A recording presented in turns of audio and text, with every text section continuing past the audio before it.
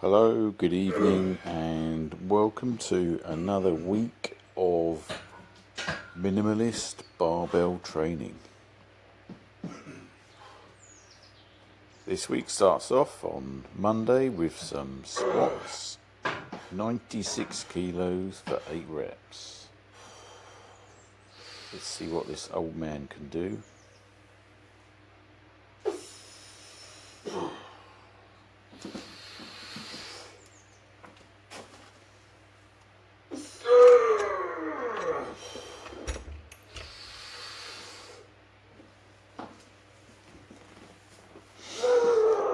Oh, that was deep. So basically I just, in depth wise, I just go as deep as I can before I feel my lower back start to round. That's the idea. I'm going for maximum range of motion, under control, on the way down and back up.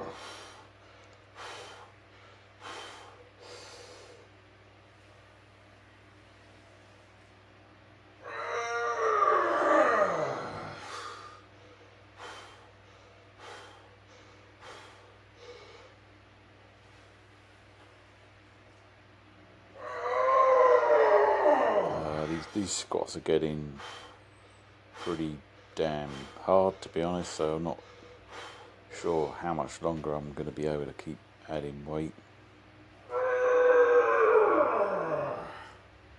But we shall see. I'll just keep sticking an extra 1% roughly on the bar each week. So next week I'm going to come back and try 97 kilos for 8 reps, and then I'll probably go up to 97.5 after that. So next up is RDLs.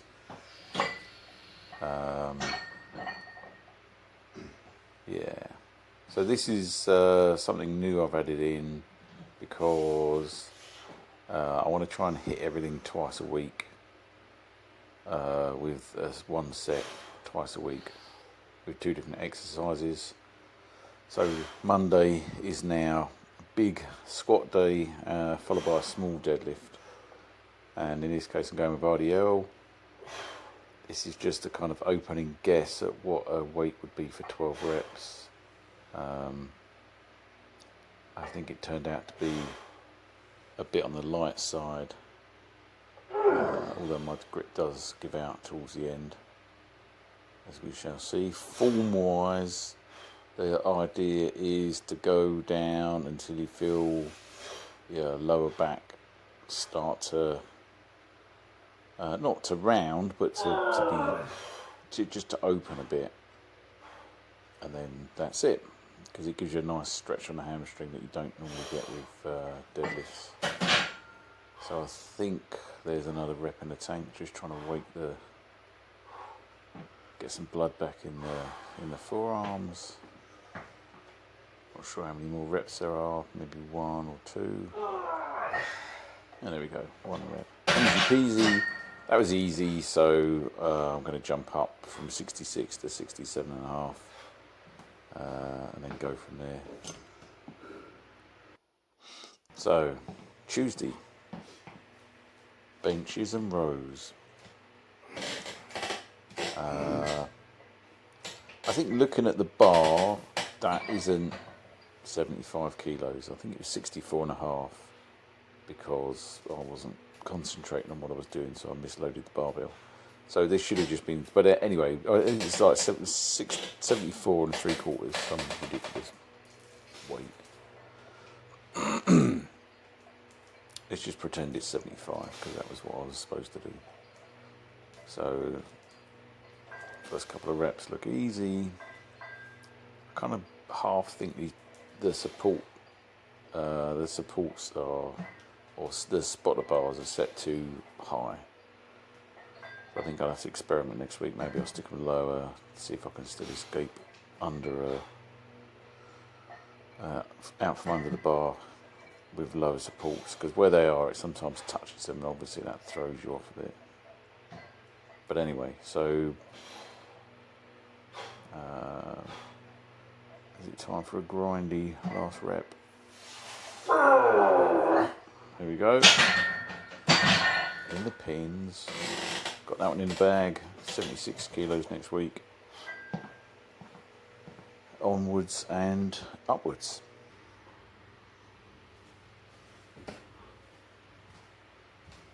Okay, yes, I was doing bent rows in a kind of pendlay style, which is where you're semi-explosive on the way up and then you just let the bar fall back down on the way down.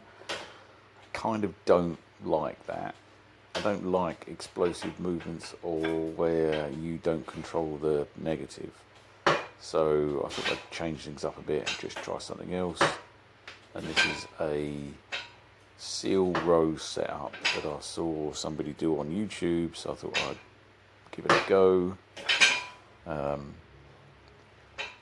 I still think I was doing the movement too much like a pendlay row, so I'm kind of pulling hard and fast to get the bar up and then barely controlling it on the way down. So I think for me the rep speed is still a bit high. So what I'm probably going to do next week is try like a strict row where the bar speed on the way up and down is much more controlled, which is just how I like to lift. So this might be a one-off experiment, whatever.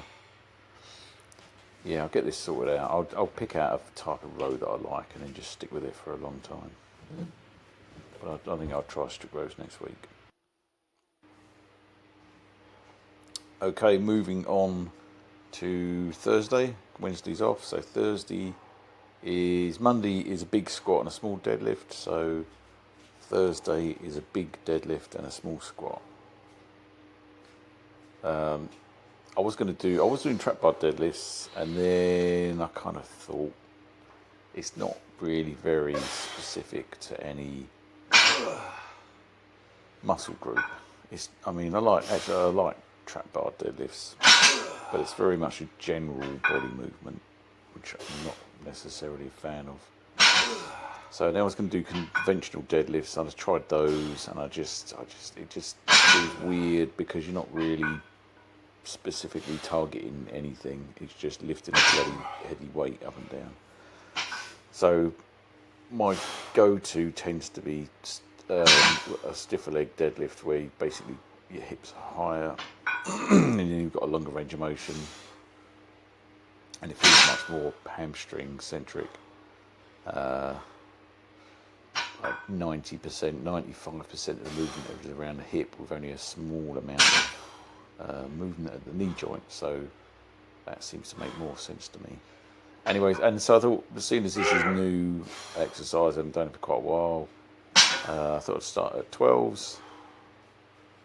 That's me running out of grip, putting the straps on. So I thought I'd start at 12s, just keep inching the weight up until I fail at 12s, and I'll just move down to 8s, and then keep banging the weight up until I run out of steam at 8s, and then I can go from there.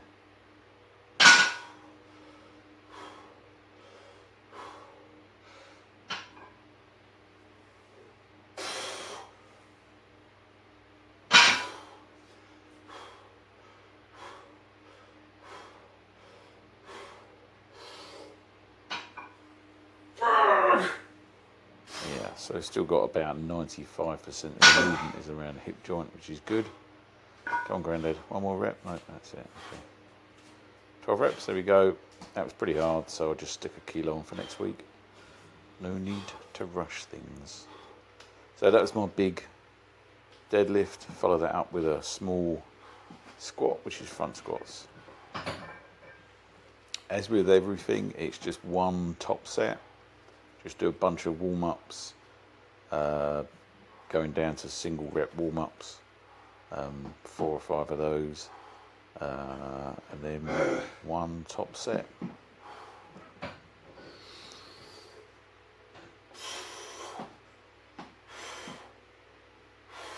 So obviously the point with these is that they're more quad focused than the normal squat. It takes your lower back out of it and your glutes and whatever to an extent, and it's less systemically stressful than doing squats, back squats twice a week. But more importantly, it's just something different. I tend to get bored if I do the same exercise multiple times a week for multiple sets. That just bores me. So that's one of the main reasons why I like to do one set per exercise. And if I'm going to train something like legs or quads twice a week, then I'll do 2 different exercises so that I'm not repeating the same exercise twice a week.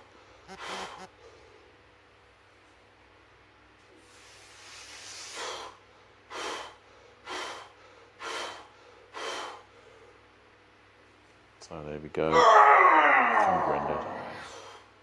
Any more?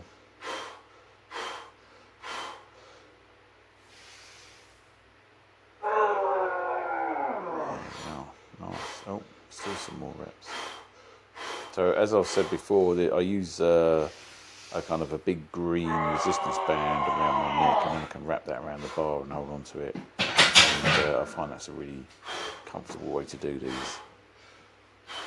Instead of like suicide grip where your arms are crossed over. Anyway, so that was hard.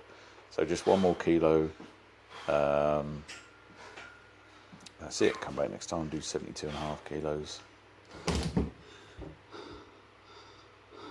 And on from there. So now we're on to Friday. Incline press.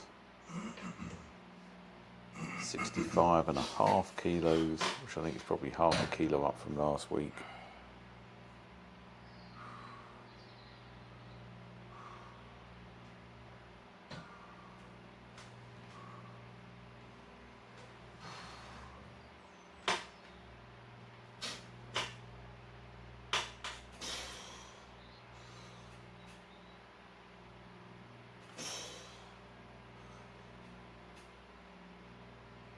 Yeah, so I really like this exercise because it kind of it makes the press, the normal press, like a military press. You know, it doesn't really involve hardly any of the chest, and you're wobbling around because your shoulders are not locked against anything. So by doing it seated and with a slight incline, you can lift heavier, and it becomes more of a, you bring in more of the chest. And seeing as, I mean, the only other work I do for chest is benches on Tuesday. So this makes it a heavier, more of a full body, upper body exercise, and by locking the shoulders in place, you take that kind of, you stabilise the joint better, in my opinion. Anyway, whatever, so I did the reps there, so next week I'll go up by another small amount. Chins. Working my way steadily up towards 10 kilos would be good.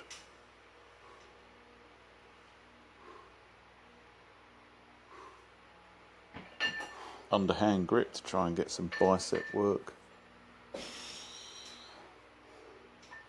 Got to build those biceps.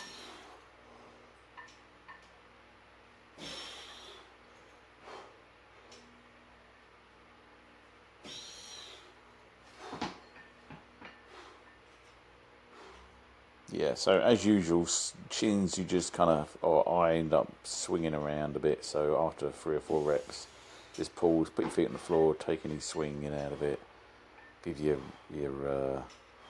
muscles and your grip a bit of rest so that you've got, you can attack the next rep. Attack it smoothly.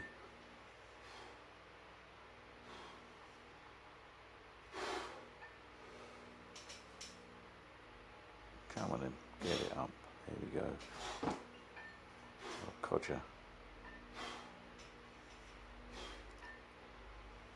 Grip's not happy.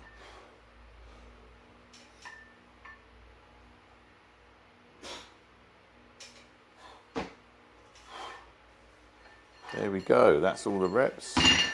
So I'm just going to stick on a bit more weight, another half kilo next week. That's it, see you next week.